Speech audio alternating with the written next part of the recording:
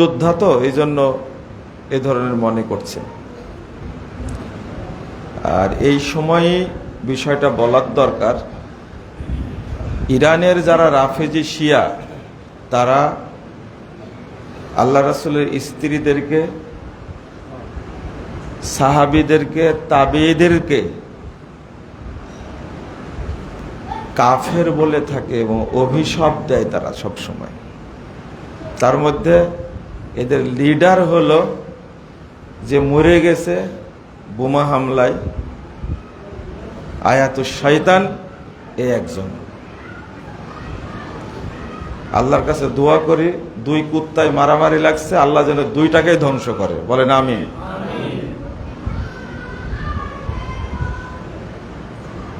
এই রাফেজি শিয়াদের উৎপত্তি হলো ইহুদিদের থেকে, এবং রাসূলুল্লাহ সাল্লাল্লাহু আলাইহি ওয়াসাল্লাম বলছেন 13,343 নম্বর হাদিস মুস্তাদ আহমদের মধ্যে এসেছে যে দাজ্জাল আছে আসবাহান শহরে, আর আসবাহানটা হলো ইরানের তেহরান থেকে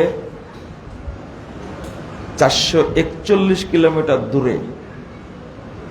যখন দাজ্জাল বের হবে তখন দাজ্জালের সাথে 70,000 ইহুদি থাকবে। এই ইরানের রাফেজিরাই দাজ্জালকে প্রতিপালন করছে, হাদিস অনুযায়ী বোঝা যায়। আর এরাই মধ্যপ্রাচ্যের সুন্নিদেরকে, কোটি কোটি সুন্নি মুসলিমকে এরা হত্যা করেছে। ইয়ামানে, সিরিয়ায়, দেখছেন আজকে সিরিয়ায় মিষ্টি বিতরণ করছে, এটা কি দেখছেন আপনারা ছবিটা? এটা দেখতে পাবেন না আপনারা, এটা তো খেয়ালই করবেন না, এটা আপনারা খেয়াল করবেন না। রাস্তায় দাঁড়িয়ে নারী পুরুষ সিরিয়াতে মিষ্টি বিতরণ করছে, কারণ এই খোমেনি সিরিয়ার 30 লক্ষ মানুষকে হত্যা করেছে। এর আগে এক শয়তান ছিল কাসেম সুলেমানি, একে মারছে। আমি কথাগুলো বলছি আপনাদের মনের বিরুদ্ধে যাচ্ছে, বলার পরেও বলছি যে একজন সাহাবীকে গালি দিবে আর যদি আপনি তার পক্ষে হন তাহলে আপনি কাফের হয়ে যাবেন।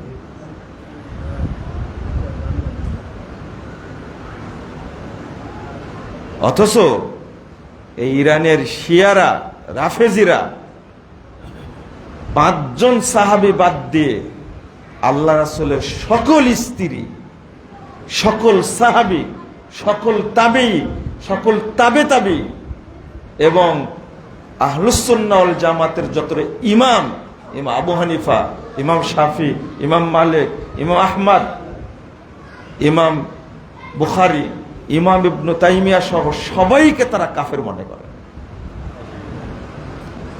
এটা এই বাংলাদেশের শিয়া মুসলমানদের জানা উচিত, এই জন্য আমি বলি কথাগুলো।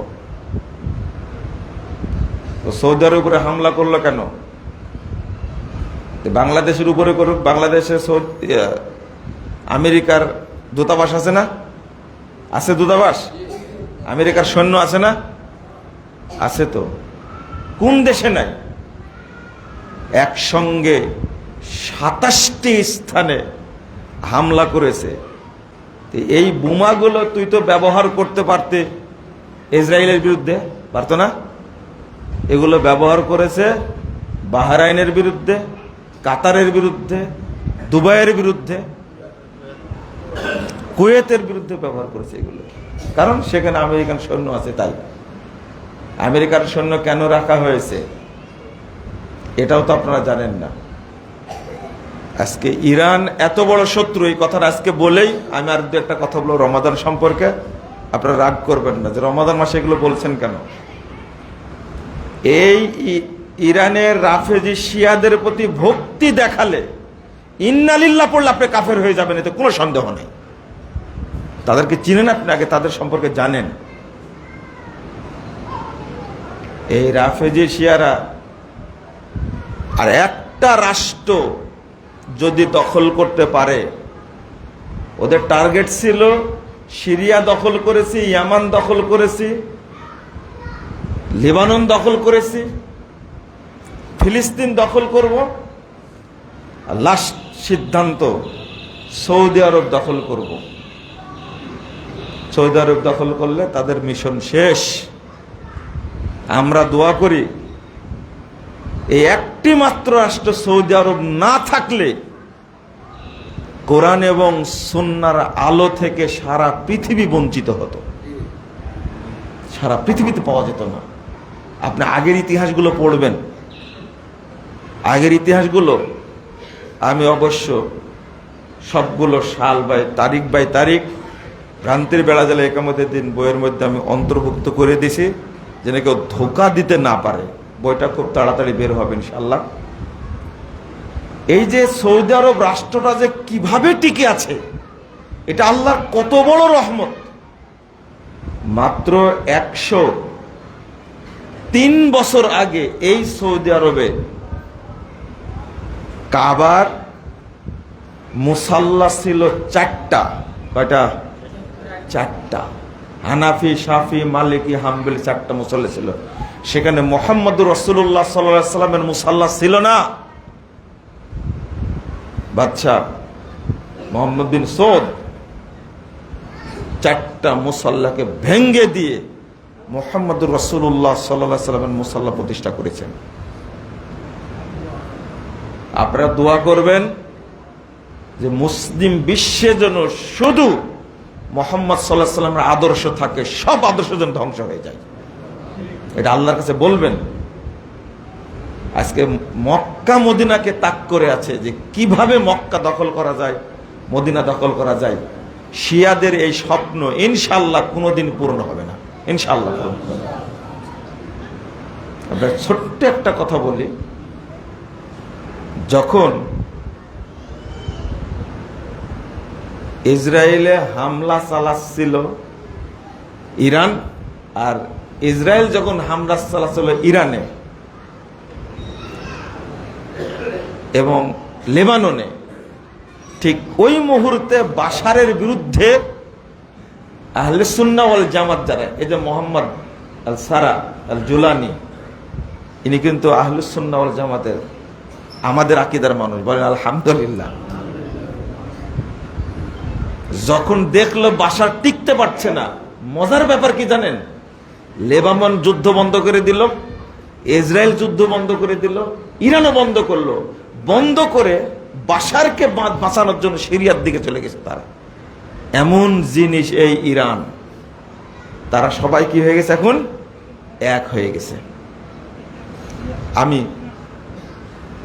এই জায়গায় এসে আপনাদের বলতে চাই, শিয়াদের সম্পর্কে সচেতন থাকুন। শিয়াদের বিরুদ্ধে কথা বললেই বাংলাদেশের বহু মুসলিম আমাদেরকে গালি দেয়।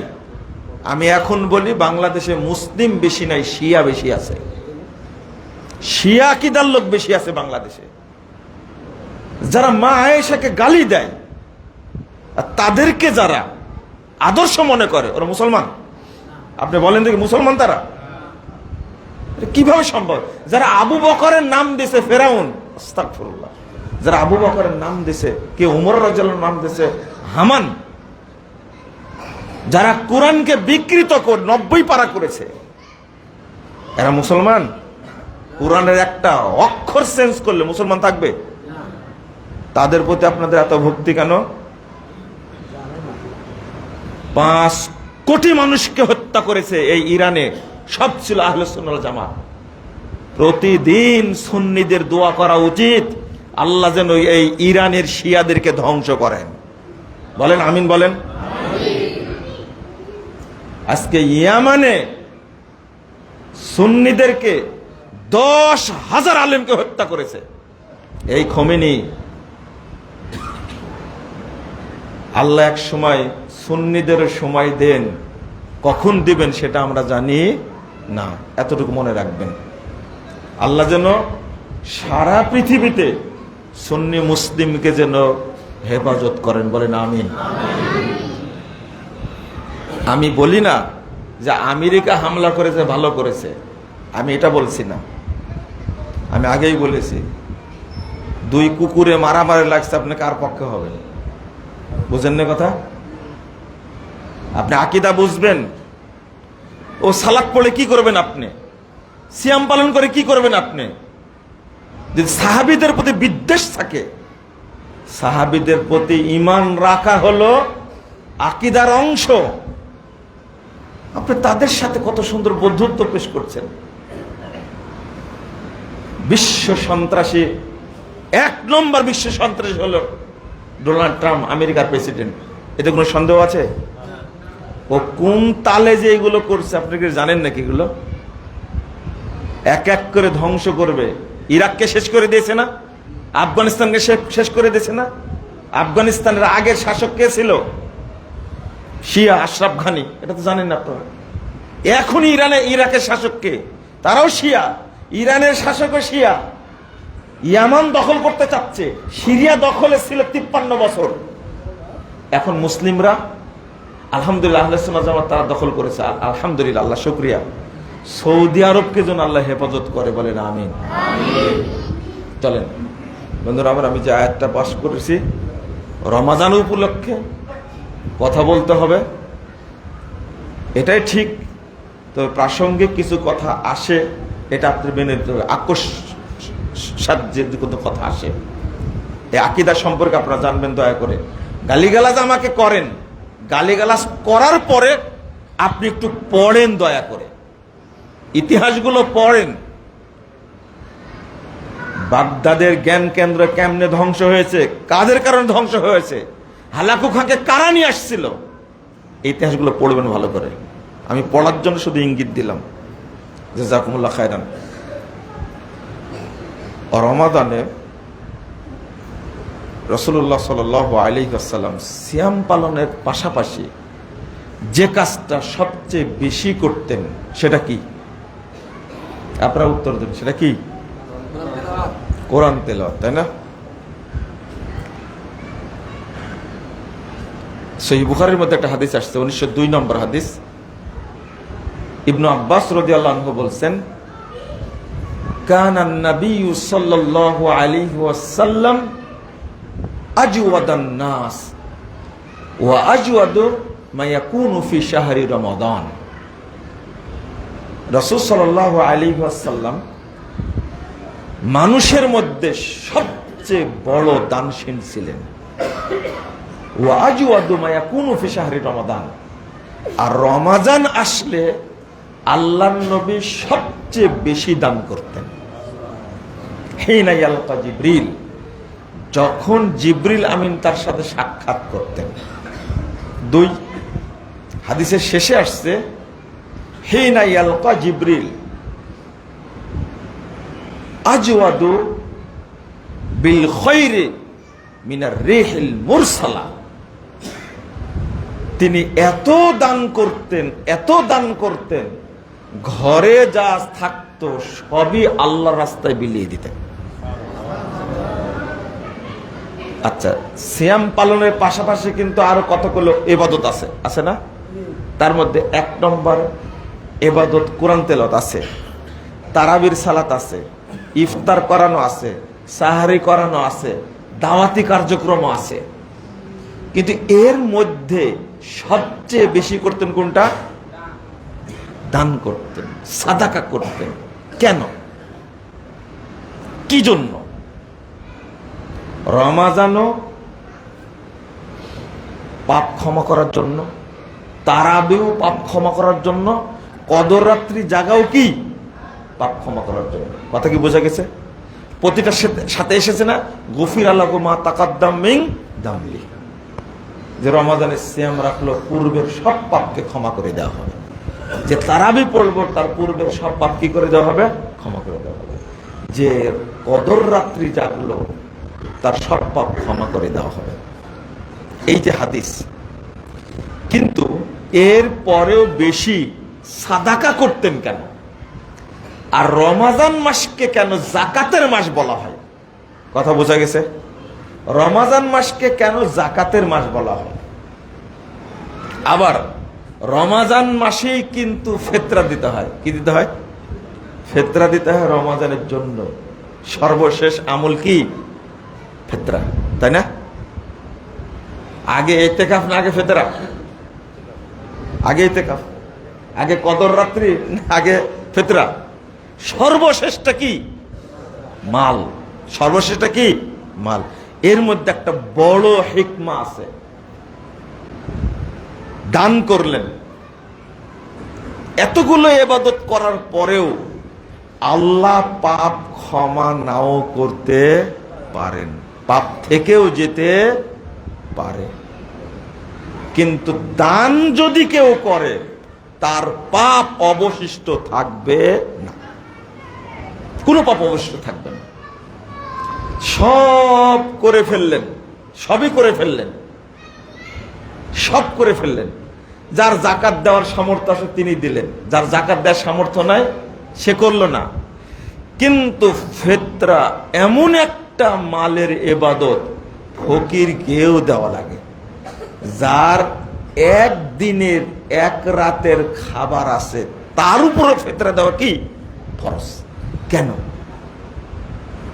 ইসলাম বলে দিয়েছে ওই ফকির লোকের যেন পাপ না থাকে, আল্লাহ যেন রমাজানে ক্ষমা করে দেন। এইটা হলো একটা হাদিস শোনায় আপনাদেরকে।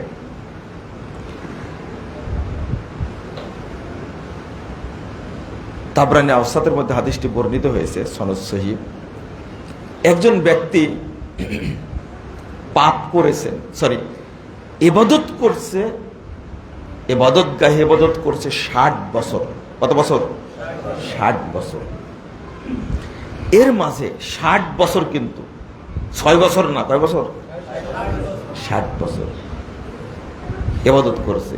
এর মধ্যে একটা মহিলা তাকে ধোঁকা দিয়ে মহিলার পাল্টে পড়ে মহিলার সাথে এই দরবেশ পরহেজগার মানুষ জেনায় লিপ্ত হয়েছে। 6 দিন জেনা করেছে। কয়দিন? 6 দিন জেনা করেছে। জেনা করার পরে সে অনুতপ্ত হয়ে মসজিদ ছেড়ে পালিয়ে গেছে, অন্য আর এক মসজিদে যে আশ্রয় নিয়েছে, খাওয়া দাওয়া বন্ধ করে দিয়েছে। পাপে শোকে সব বন্ধ করেছে, খাওয়া দাওয়া। হাই, 60 বছর ইবাদত করলাম আর 6 দিনে আমাকে শেষ করে দিল। তে মানে না খেয়ে থাকা দেখে মানুষ তাকে একটা রুটি দিয়েছে। কি দিয়েছে? রুটি দিয়েছে। তো রুটিটা না খেয়ে সে 2 টুকরো করে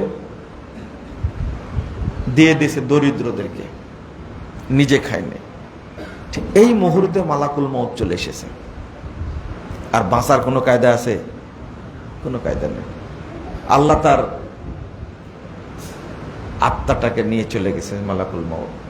আল্লাহ বললেন তার নেকি আর পাপ মেপে দেখো। 60 বছরের ইবাদতের নেকি এক পাল্লাই তোলা হলো, আর 6 দিনের জেনার পাপ এক পাল্লাই তোলা হলো। 60 বছর ইবাদত করেছে, সিয়াম পালন করেনি? করেছে। তাহাজ্জুদ পড়েছে না? পড়েছে। ও সালাত পড়েনি? পড়েছে। সব ইবাদতই করেছে।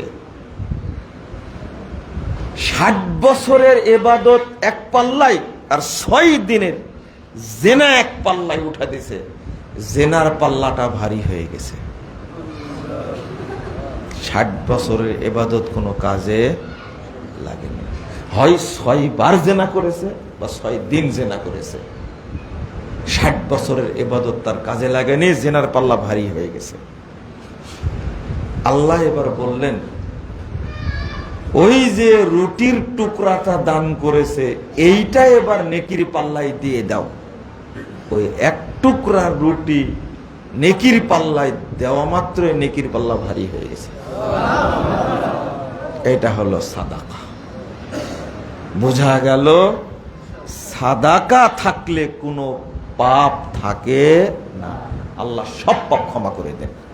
আপনি কয়টা 1 সেকেন্ড সময় লাগবে না, আল্লাহ পাপ মাফ করে দেবেন। এই জন্য নবী মুহাম্মদ সাল্লাল্লাহু আলাইহি সাল্লাম ক্ষমার মাসে সবচেয়ে বেশি সাদাকা করতেন। তার কি পাপ ছিল? তিনি যে সাদাকা করতেন নাকি তার পাপের জন্য? কি উত্তর দেন? নিজের জন্য। এটা উত্তর হলো? আল্লাহ নবীর কোনো পাপ ছিল? পাপ ছিল না তো। উম্মতকে শিক্ষা দেওয়ার জন্য, আমার উম্মত যেন কোনো পাপ নিয়ে না মরে। কথা কি বুঝেছেন? আমার উম্মত যেন সাদাকা বেশি করে। আমরাও ঠিক সব ইবাদত করি, কিন্তু সাদাকা করতে চাই না, যাকাতটাই দেই না। রমজান এসেছে, যাকাতটাই দেয় না। আর আমরাও হুজুরেরা যারা আছি, শুধু সিয়ামের মাসালা বলে ওয়াজ করে শেষ। গফির আল্লাহু মা তাকাদ্দাম মিন যামবি, গফির আল্লাহু মা তাকাদ্দাম মিন যামবি, গফির আল্লাহু মা তাকাদ্দাম মিন যামবি। ইফতার করান সমপরিমাণ নেকি হবে।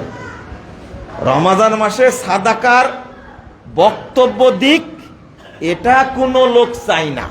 চাই মুসল্লিরা, চাই না। এরা মুনাফিক, এরা মুনাফিক। যাকাতের ওয়াজ করুক, যাকাতের উপরে খুতবা দিক, এরা অধিকাংশ মুসল্লি চাই না। বক্তব্য দেওয়া শুরু করলে বলবে কি জানেন? মনে হয় এখন মাদ্রাসার জন্য দান চাইবে, কল্যাণ ফান্ডের ওয়াজ করবে মনে হয়। যার মনে এটা হয় ও একটা মুনাফিক, আমি বলে দিলাম। ও যাকাতের মাসালাও জানে না, দান খায়রাতের মাসালাও জানে না। আমি আজকে বলবো আপনাদেরকে, আপনি কত জানেন। এটা ইমামরা বলে আপনাদের জন্য, তার জন্য না। একজন ইমাম কি যাকাতের টাকা খায়? হ্যাঁ, আচ্ছা কোন ইমাম যাকাতের টাকা খায় আপনার এলাকায়? খায় নাকি সে? কার জন্য চাই?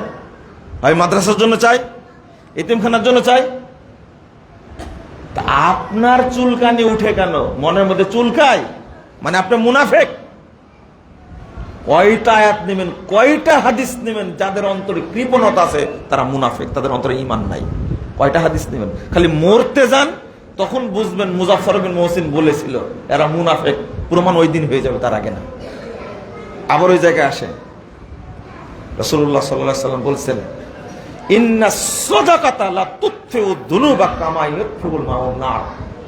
সাদাকা পাপকে অনুরূপ নষ্ট করে দেয়, ধ্বংস করে দেয়, যেভাবে পানি আগুনকে নিভিয়ে দেয়।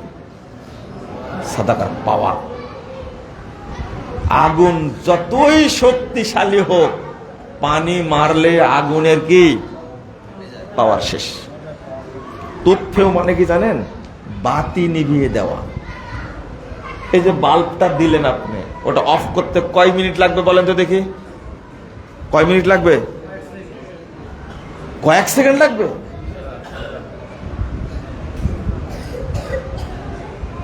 বলেন তো।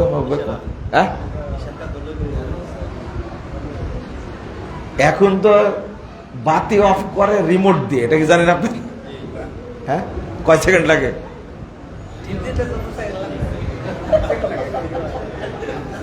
আপনি ভাবেন, আপনি পাপ করেছেন 80 বছর যাবত, আর আল্লাহ ক্ষমা করার জন্য রেডি।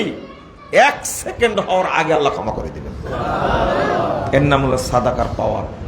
রাসূলুল্লাহ সাল্লাল্লাহু আলাইহি ওয়াসাল্লাম বলেছেন, সাদাকাতুস সির তুতফিউ গাদাবার রব। একজন ব্যক্তি যত বড়ই পাপী হোক না কেন, সাদাকা গোপনে করা মাত্রই আল্লাহ সব পাপ ক্ষমা করে দিবেন। আর একটা হাদিস ব্যবহার হয়েছে, এই তুতফিউ শব্দ দ্বারা কয়েকটা হাদিস এসেছে। আমি ওই দিকে আর সাদকার ওয়াজ না করে যাকাতের ওয়াজ করি কয়েকটা, সবাই জানতে চাই। এই জন্য ছোট ছোট করে মাসালার মতো বলবো। যেহেতু আমি ঠিক টাইমে আসতে পারিনি, এই জন্য আমি মাপ চেয়ে ক্ষমা চেয়ে বিদায় নেব ইনশাল্লাহ। কয় টাকা থাকলে যাকাত দিতে হবে? স্বর্ণের যাকাত দিবেন না রূপার অনুযায়ী যাকাত দিবেন? স্বর্ণ এবং রূপা দুইটা চালু আছে না? কোনটা দিলে উপকারটা বেশি হবে? রূপা। রূপার হিসাবে যাকাত দিবেন। কারো কাছে যদি গহনা আর টাকা মিলে যদি ৭০-৭৫ হাজার টাকা থাকে, কত? কারো কাছে যদি টাকা স্বর্ণ সম্পদ মিলে কত হাজার? ৭০-৭৫ হাজার টাকা থাকে, তার উপরে যাকাত কি ফরজ, যাকাত দিবেন তিনি। আর গরিবের যাতে উপকার হবে সেই অনুযায়ী যাকাত দিতে হবে। স্বর্ণতে উপকার হলে স্বর্ণ দ্বারা যাকাত, রূপাতে উপকার বেশি হলে কি দ্বারা? রূপা দ্বারা। রূপা দ্বারা যাকাত দিলে বেশি উপকার হবে গরিবদের, তাই না? দুই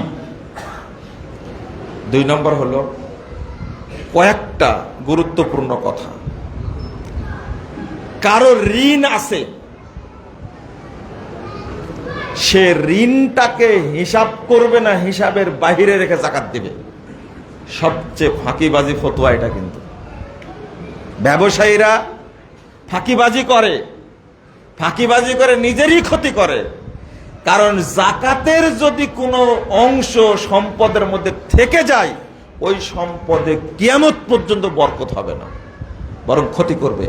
আল্লাহ রাসূল সাল্লাল্লাহু আলাইহি ওয়াসাল্লাম বলছেন, ইয়া মাশারাত তুজ্জার, হে ব্যবসায়ীরা, ইন্নাশ শাইতানা ওয়াল ইসমা ইয়াহযুরানে ফি বাইয়িকুম ফাশুবু বাইয়াকুম বিসাদাকা। শয়তান এবং কুলক্ষণ খারাপই তোমাদের ব্যবসার মধ্যে থাকে, তোমরা তোমাদের ব্যবসাকে পরিশুদ্ধ করো যাকাত দেওয়ার মাধ্যমে। রাসূলুল্লাহ সাল্লাল্লাহু আলাইহি ওয়াসাল্লাম বলেছেন, মান আদ্দা যাকাতা মালি ফাকাদ যাহাবা আনহু শাররু। যখনই যাকাত দেওয়া হয় সম্পদের, তখন সম্পদ থেকে সমস্ত অকল্যাণ বেরিয়ে যায়। সুবহানাল্লাহ। যাকাত না দিলে বরকত হবে না, শয়তান বরকত নষ্ট করে। 1208 নম্বর হাদিস, তিরমিজি খুলে দেখবেন। আমি যেটা বোঝাতে চাচ্ছিলাম, আমি ঋণগ্রস্ত। ধরেন আমার কাছে 15 লাখ টাকা আছে। কয় লাখ? আমি ব্যবসা করি, 15 লাখ টাকা আছে। কিন্তু এখন আছে 15 লাখ, কিন্তু আমার ব্যাংকে ঋণ আছে বা অন্যের কাছে ঋণ আছে 10 লাখ। কয় লাখ? 10 লাখ। তাহলে এখন আপনি কি করছেন? এই 15 লাখের মধ্যে ঋণ 10 লাখ বাদ দিচ্ছেন, দিয়ে এখন থাকলো কত? 5 লাখ। যাকাত দিবেন 5 লাখের। এই যাকাত হবে না, এই যাকাত হবে না।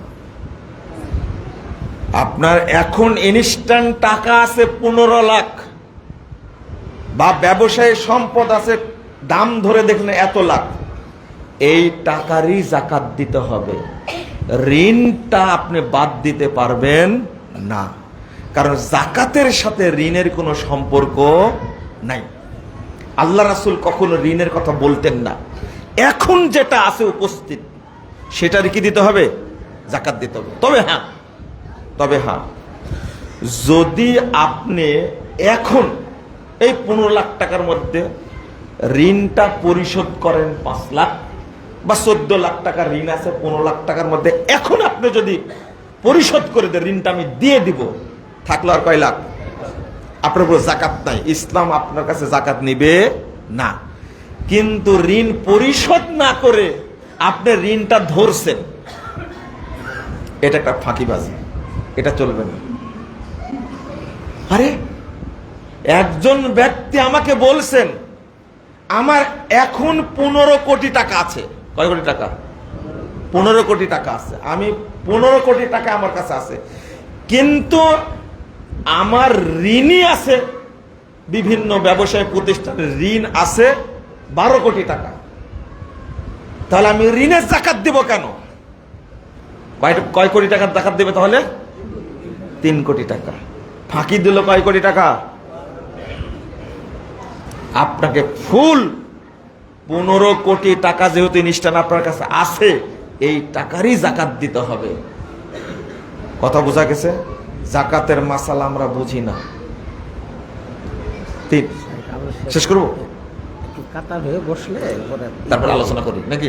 হ্যাঁ, একটু কাতার হয়ে বসে যান তো, লাইনে বসে যান। কথা বলবেন না, আমি আলোচনা করি, আপনারা কাতার করে বসে যান। 3, আর একটা বিষয় শুনেন আপনারা। এই যে বললাম যে কথা বলবেন না,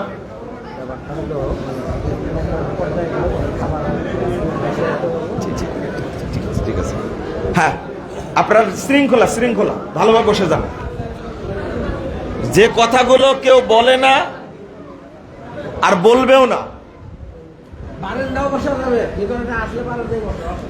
আমাকে গালি দিলে কোনো সমস্যা নাই, তো আমি বলতে পারি আলহামদুলিল্লাহ, আপনারা খালি শুনে, সবাই শুনবে, রেকর্ডিং হচ্ছে, সবাই শুনবে।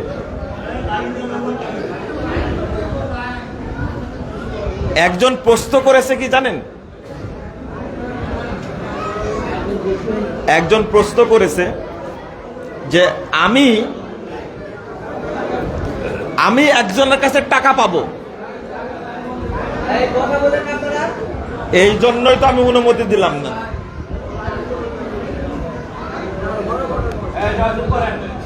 আপনারা কথা বলবেন না, শুনেন। আপনি একজনের কাছে 5 লাখ টাকা পান, কারণ ওই টাকাটা যাকাতের সাথে হিসাব করবেন না, করবেন না, তাই না? একজনের কাছে 5 লাখ বা 10 লাখ টাকা পান, বা আপনি কি বলো 1 লাখ 2 লাখ টাকা পান, বা 10,000 টাকা পান, আপনার যাকাতের সাথে সেটাকে অ্যাড করবেন না, করবেন না। এখানে গুরুত্বপূর্ণ কথা আছে। এই টাকাটা যদি আপনি 1 বছর 2 বছরের মধ্যে পেয়ে যান, কয় বছরের মধ্যে আপনি আশা করছেন আমি এই বছরে পেয়ে যাব বা আগামী বছর পেয়ে যাব, তাহলে আপনার মূল সম্পদ 10 লাখ টাকা। এখন ধার দিয়েছেন, 2 বছরের মধ্যে পেয়ে যাবেন আরো 5 লাখ 2 লাখ টাকা, তখন এই 10 লাখের সাথে ওই 5 লাখে যোগ করতে হবে, একসঙ্গে যাকাত দেবেন। আর যদি 2 বছরের মধ্যে না পান, 2 বছরের যদি না পান, তাহলে যখন আপনি ওই টাকাটা পাবেন 1 বছরের যাকাত দিবেন। কয় বছরের যাকাত দিবেন? 1 বছরের। এটা না জানার কারণে অনেকে বিভ্রান্ত হন। আর একটা ফতোয়া দিছে এক হুজুর, কি জানেন? ব্যাংকে আপনার 10 কোটি টাকা আছে। কয় কোটি? 10 কোটি টাকা আছে। যেহেতু যাকাত আপনি দিয়ে দিয়েছেন একবার, আর যাকাত দেওয়া লাগবে না। হুজুর কত দুষ্ট, আপনি চিন্তা করছেন? 10 কোটি টাকা একজন ব্যক্তির ব্যাংকে জমা আছে, হুজুর ফতোয়া দিয়েছে যাকাত যেহেতু একবার দিয়েছেন আর যাকাত দেওয়া লাগবে না। বলেন নাউজুবিল্লাহ। এই ফতোয়াকে ঠিক দিয়েছে? ইসলামী অর্থনীতিকে ধ্বংস করার সুন্দর কৌশল। অথচ টাকার, যেমন আপনার কাছে স্বর্ণ আছে, প্রতি বছর যাকাত দিতে হবে, ঠিক টাকার স্বর্ণ একই জিনিস। আপনার কাছে 10 লাখ টাকা ব্যাংকে জমা আছে, বা 3 কোটি টাকা এফডিআর করা আছে, ডিপিএস করা আছে, আপনার ওই টাকার যাকাত দেওয়া ফরজ, প্রতি বছর দিতে হবে। প্রতি বছর যাকাত দিতে হবে আপনাকে। যে মুলবি এই কথা বলেছে একবার যাকাত দিলে আর দেওয়া লাগে না, এই মুলবি দাঁত নাই, এই মুলবির দাঁত নাই। আরো কত খতরনাক ফতোয়া,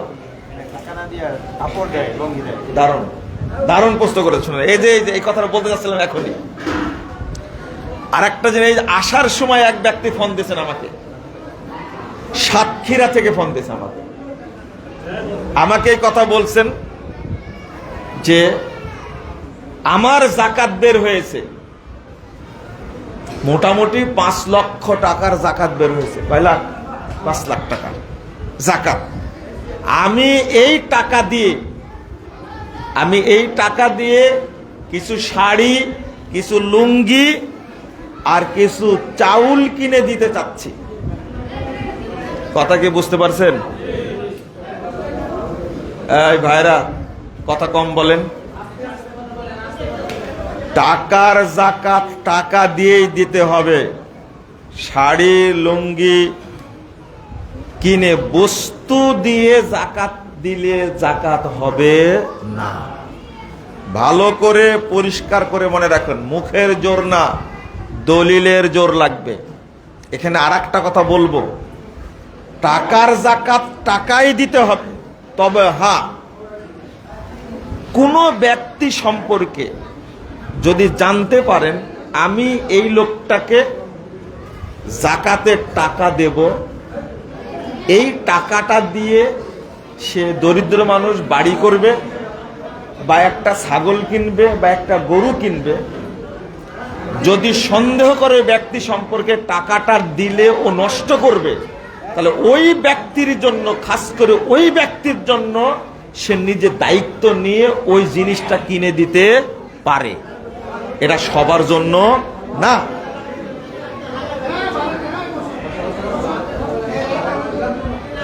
এটা সবার জন্য না। আমরা জিনিসটা বুঝাতে পারি না। টাকা বের হয়েছে, টাকাই দরিদ্রদের কাছে পৌঁছা দিতে হবে। আপনারা মনে রাখবেন, জাকাতের টাকা দিয়ে চাউল কিনবে, এই জাকাতের টাকা দিয়ে চাউল কিনে, কাপড় কিনে, লুঙ্গি কিনে, কম্বল কিনে বিতরণ করবেন, এটা চলবে না। কিন্তু দুঃখজনক ব্যাপার হলো এই, আপনারা পরিবারের 3 জন সদস্য, কয়জন? 3 জন সদস্য, 3 তিরিকে 9 কেজি চাউল, তাই না? ফেতরা কয় কেজি চাউল? 9 কেজি। 3 কেজি চাউলে 3 জনের কয় কেজি হবে? 9 কেজি চাউলে ধরেন 900 টাকা। কয় টাকা? এই 900টা টাকার চাউল না দিয়ে আপনি 900 টাকা ফেতরা দিতে চান কেন? দেখেন কি ধরনের সুন্দর মুনাফিকি। আরে আপনার 900 টাকার কয় টাকা উপকার হবে মানুষের? আপনার 9 লাখ টাকা, 9 লাখ টাকা জাকাতে বেশি উপকার হবে টাকার, না 900 টাকার বেশি উপকার হবে? বলেন দেখি। 9 লাখ টাকা। আপনি 9 লাখ টাকা দিয়ে শাড়ি কিনলেন, লুঙ্গি কিনলেন, চাউল কিনলেন কেন? যেখানে টাকা দেওয়ার কথা বলেছে শরীয়ত, ওই জায়গায় লাগাইছেন কি? লুঙ্গি, শাড়ি আর কম্বল। আর যেখানে শরীয়ত বলছে খাদ্য দিয়ে ফেতরা দেওয়ার, সেখানে লাগাইছেন টাকা। ফাজলামির আর সময় আপনার ঠিক বলা লাগবে না, ঠিকই বলতেছে একবারে। আপনি টেনশন করেন না। আল্লাহ আপনার এই মুনাফিকি বুঝেন না কি? আপনারা বলেন, আল্লাহ বুঝেন না মুনাফিকি? আপনি বলছেন আরে টাকা দিলে বেশি ফায়দা হয়। শরীয়তের সাথে গাঁজাখড়ি করা যায় না। আমার কথাটা শুনেন ভালো করে। আপনি কুরবানির গরুটা কিনলেন কয় টাকা দিয়ে? 2 লাখ টাকা দিয়ে কুরবানির গরুটা কিনলেন। গরুটা সামনে কুরবানি না কিনে 2 লাখ টাকা ফকিরদের বিতরণ করে দেন, হবে না? কেন হবে না? গোস্তে বেশি উপকার না টাকায় বেশি উপকার? তো এখন আর কথা বলবেন না।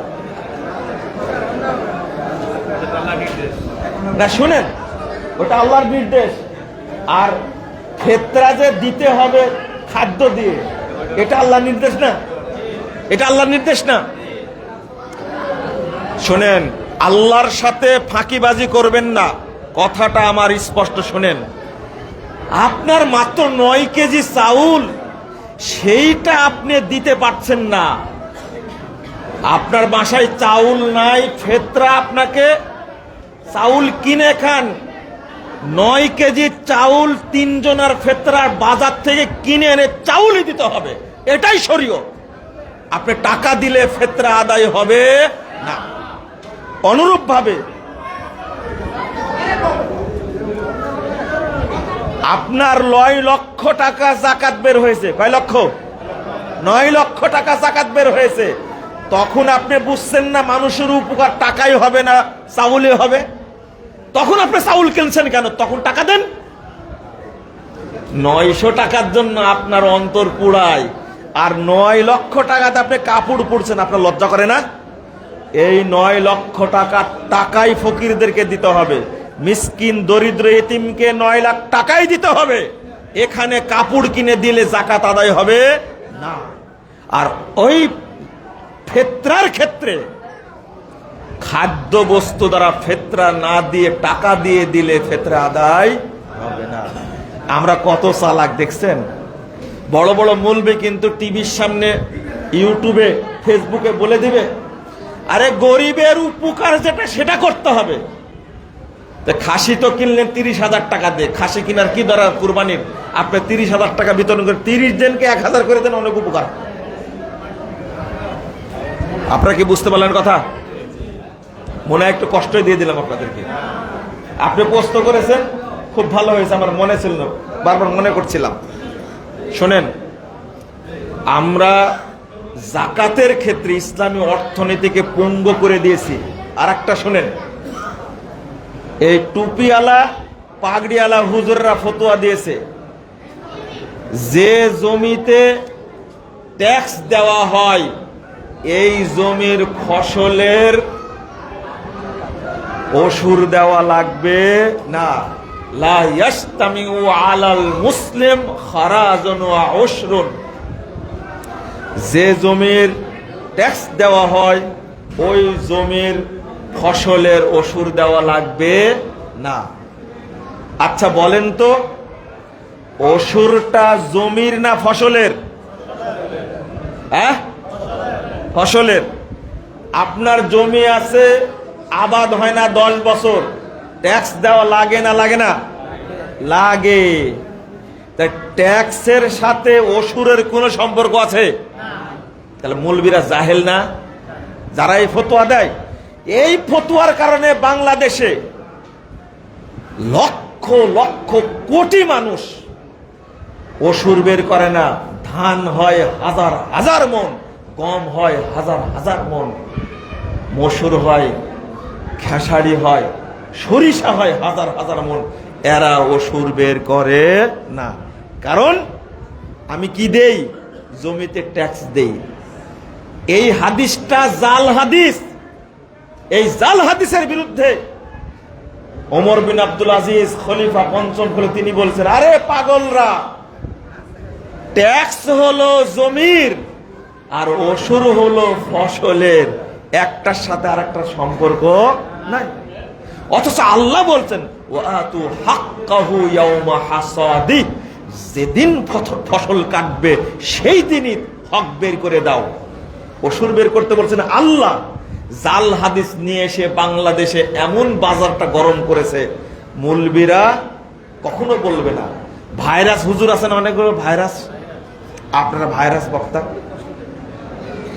ভাইরাস বক্তা যারা আছে তারা কোনোদিন এই মাসালা বলবে না। আপনারা একটু রাগ রাগ করতেন মনে হয় না? রাগ করলে আমার যায় আসে না। শুনেন, কাজে লাগবে। ফতোয়া দিচ্ছে ব্যবহৃত গহনার জাকাত লাগবে না, বলছে না? ব্যবহৃত গহনার জাকাত লাগবে না। একজন ব্যক্তির 80 ভরি স্বর্ণ আছে। কত ভরি? 80 ভরি স্বর্ণ আছে। আমাকে মহিলা প্রশ্ন করছে, আমি এক আলেমের কাছে শুনেছি জাকাত দেওয়া লাগবে না, এই জন্য আমি 10 বছর জাকাত দেইনি। আমি বললাম বিগত 10 বছরের জাকাত দেওয়া লাগবে। আমি বললাম 80 ভরি স্বর্ণ দিয়ে কি করেন? বিভিন্ন সময় বিভিন্নটা পড়ি। 80 ভরি স্বর্ণ, খেয়াল করছেন আপনি? আস্তাগফিরুল্লাহ, আস্তাগফিরুল্লাহ। ফতোয়া কত অন্যায় করেছে। তাহলে এতগুলো পথ আমরা নষ্ট করলাম কেন? ব্যবহৃত গহনার জাকাত দিতে হবে। রাসূলুল্লাহ সাল্লাল্লাহু আলাইহি ওয়াসাল্লাম মা আয়েশাকে বলছেন, তুমি যেটা পরে আছো সেটা কি জাকাত দিয়েছো? চিন্তা করেন। আমি আপনাদেরকে অনুরোধ করব, যেহেতু আপনাদের আর সময় নষ্ট করতে চাচ্ছি না,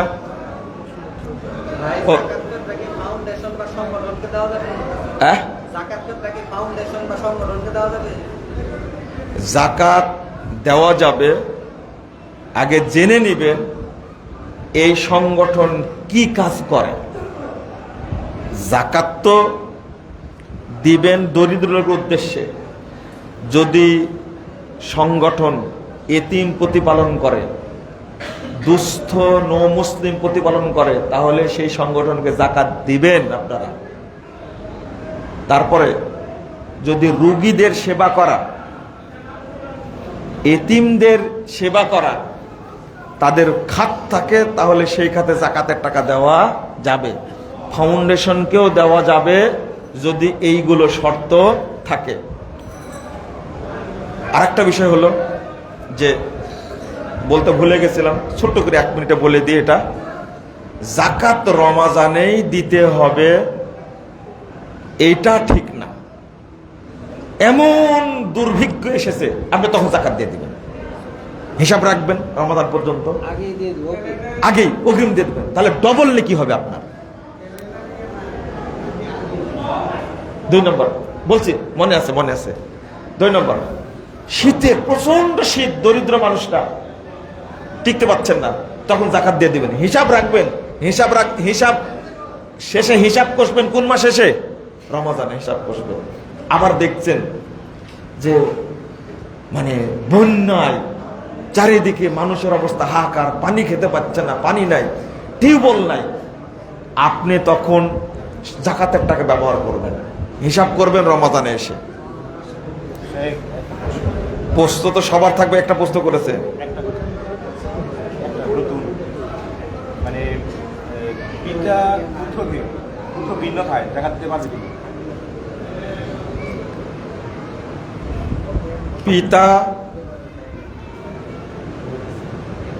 সম্পদ থেকে যদি আলাদা হয়ে যায়, ভিন্ন হয়ে যায়, আর যদি দরিদ্র হয়ে যায়, জাকাত খাওয়ার যদি হক থাকে, যদিও বা পিতা বেঁচে থাকাকালীন সম্পদের যা কিছু সন্তানের আছে সবকিছুই পিতার। কথা কি বুঝতে পারলেন? সবকিছুই কার? পিতার। তো আলাদা যদি হয়ে যায় সংসার নিয়ে, তাহলে পিতা সহযোগিতা করতে পারে, এক।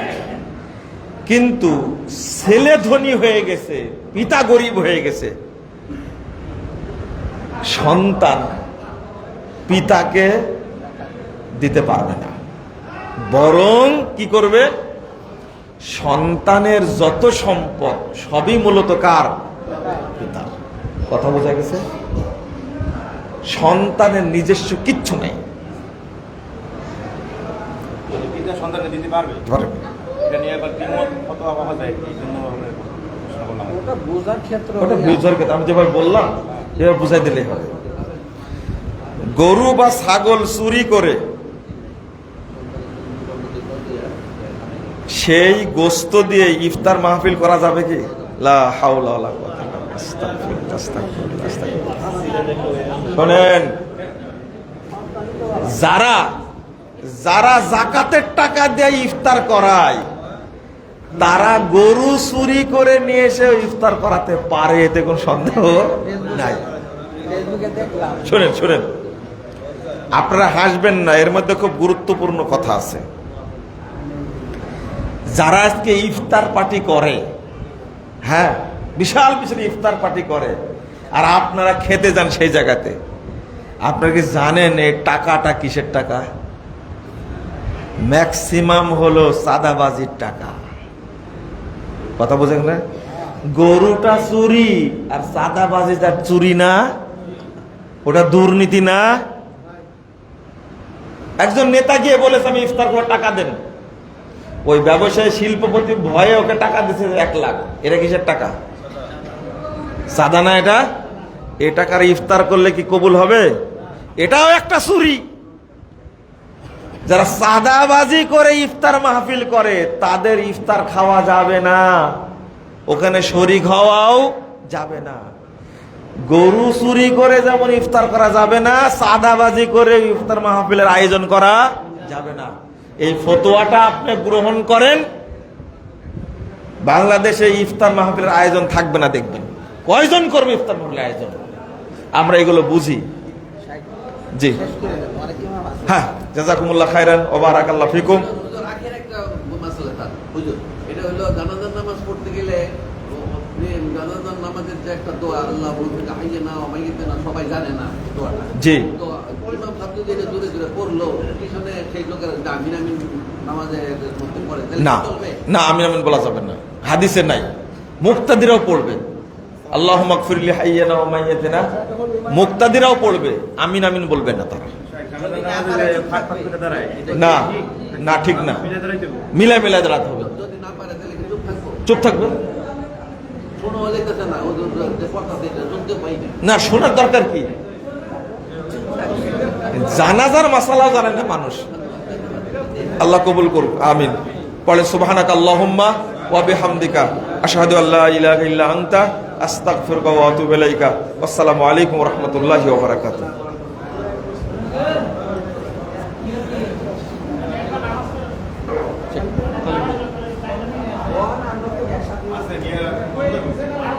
আসসালামু আলাইকুম।